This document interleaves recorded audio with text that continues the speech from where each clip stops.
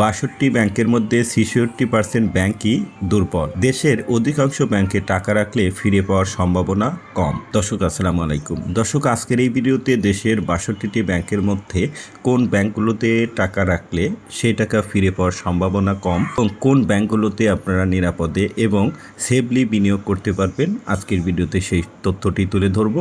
এটি যুগান্তরে প্রকাশ করেছে গতকাল ১৬ই মে। এখানে আমরা যদি বিস্তারিত দেখি, সাধারণ মানুষের সঞ্চয়ের জন্য লিজিং কোম্পানি, শেয়ার বাজার, বীমা ও সমবায়ের মতো ব্যাংক খাত অনেক অনিরাপদ।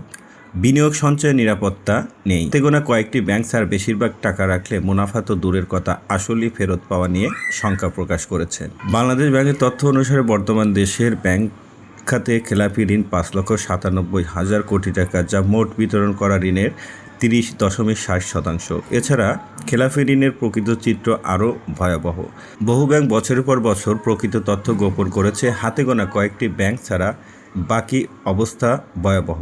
১২টি ব্যাংকের খেলাপি ঋণের হার ৭০%-এর উপরে উঠে গেছে। অনেক ব্যাংক আমানতকারীর টাকা তুলতে গিয়ে ভোগান্তিতে পড়েছেন। ৬২টি ব্যাংকের মধ্যে ৬৬%ই দুর্বলের আওতায় রয়েছে। ইতিমধ্যে ২৩টি ব্যাংক মূলধন ঘাটতি বেড়ে দাঁড়িয়েছে প্রায় ২,৮২,০০০ কোটি টাকা। ফলে ব্যাংক খাতে আমানতকারী কিংবা ক্ষুদ্র সঞ্চয়কারীদের আস্থা নেই। বাংলাদেশ ব্যাংকের সাবেক প্রধান অর্থনীতিবিদ ডক্টর এম.কে.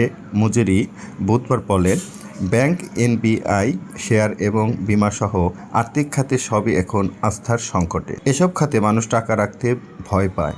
ব্যাংকগুলোতে লুটপাট এবং ব্যাপক জালিয়াতি হয়েছে। ফলে কোনো ব্যাংক ঋণখেলাপি প্রায় ৮০% ছাড়িয়েছে। এর ফলে কয়েকটি ব্যাংক ছাড়া বাকি ব্যাংকগুলোর অবস্থা খুবই খারাপ। এখানে মানুষ টাকা রাখতে সাহস পান না। এটি অর্থনীতির জন্য ভালো সংকেত নয়। তিনি বলেন, নিশ্চিন্ত কিছু গোষ্ঠী ব্যাংক থেকে টাকা হাতিয়ে নিয়েছে, তারাই আবার ব্যাংকের মালিক। আবার ব্যাংক থেকে টাকা লুটের ক্ষেত্রে নিয়ন্ত্রণ সংস্থার যোগসূত্র রয়েছে। তিনি বলেন, এনবিএফআইয়ের অবস্থা আরও খারাপ। এখন অবস্থা শেয়ার এবং বিমা খাতে। ফলে সামগ্রিকভাবে পুরো আর্থিক খাতের উপর বড় ধরনের আস্থার সংকট তৈরি হয়েছে। আস্থার সংকট দূর করার দুটি করণীয় সম্পর্কে বলেন। প্রথমত, জালিয়াতির সঙ্গে জড়িতদের শাস্তির আওতায় আনতে হবে। দ্বিতীয়ত, তারা যেসব অর্থ লুট করেছে তা আদায়ের ব্যবস্থা করতে হবে। বাংলাদেশের অর্থনীতি সমিতির সাবেক সভাপতি ডক্টর মইনুল ইসলাম যুগান্তরকে বলেন, আর্থিক খাতের এই সংকট সাধারণ বিষয় নয়। এই সংকট অনেক গভীরে। পুরো খাতের প্রতি মানুষের আস্থা নষ্ট হয়ে গেছে। ফলে এখান থেকে সহজে উত্তরণ সম্ভব নয়। তিনি বলেন, সত্যিকার অর্থে দেশের আর্থিক খাতে ভালো চর্চা না হলে সমস্যা আরও বাড়বে। ডক্টর মইনুল ইসলাম বলেন, আগামীতে ভালো নীতির চর্চা হবে, সেই লক্ষ্য দেখা যাচ্ছে।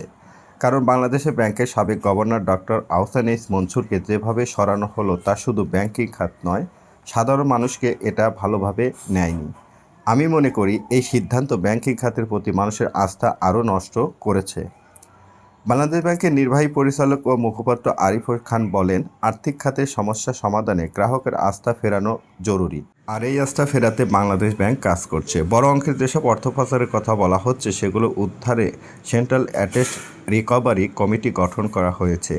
এই কমিটি কাজ করছে। এছাড়াও সুশাসন প্রতিষ্ঠায় ব্যাংকগুলোর সঙ্গে নিয়মিত বৈঠক হচ্ছে। পর্ষদে পর্যবেক্ষণ দেওয়া হয়েছে। নতুন করে আরও যাতে বেনামি ঋণ তৈরি না হয়, সেজন্য সর্বোচ্চ চেষ্টা করা হচ্ছে। তিনি বলেন, শুধু বড় গ্রাহক নয়, ছোট গ্রাহকের মধ্যেও অনেক খেলাপি রয়েছে। খেলাপি হওয়ার পেছনে তারা বিভিন্ন কারণ বলেছে, কিন্তু তাদের এই খেলাপি ঋণ যৌক্তিক কিনা সেটিও পর্যালোচনা করা হচ্ছে। অর্থাৎ বাংলাদেশে ব্যাংক তার সাধ্য অনুসারে চেষ্টা করছে। সর্বশেষ তথ্য অনুসারে দেশের আর্থিক খাতের অবস্থা অত্যন্ত ভয়াবহ।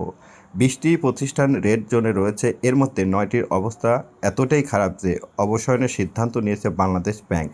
তবে সেখানে থেকে 3টি প্রতিষ্ঠান বাদ দেওয়া হয়েছে। 6টি প্রতিষ্ঠান অবসয়নের ঘোষণা আসতে পারে।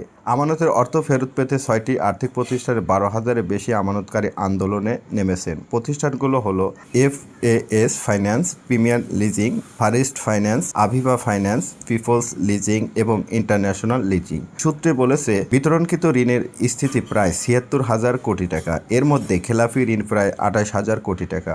অর্থাৎ মোট বিতরণকৃত ঋণের ৩৬% খেলাপি।